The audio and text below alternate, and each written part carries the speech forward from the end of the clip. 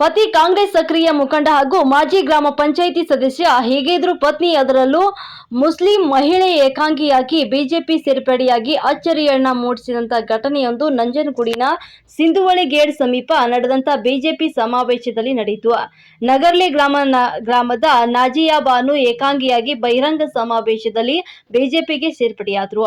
ಇವರ ಪತಿ ಇಷ್ಟೇ ಅಲ್ಲ, ಕಾಂಗ್ರೆಸ್ ಸಕ್ರಿಯ ಕಾರ್ಯಕರ್ತರ ಅಲ್ಲದೆ ನಗರ್ಲೆ ಗ್ರಾಮ ಪಂಚಾಯಿತಿ ಮಾಜಿ ಸದಸ್ಯರು ಕೂಡ ಆಗಿದ್ದಾರೆ.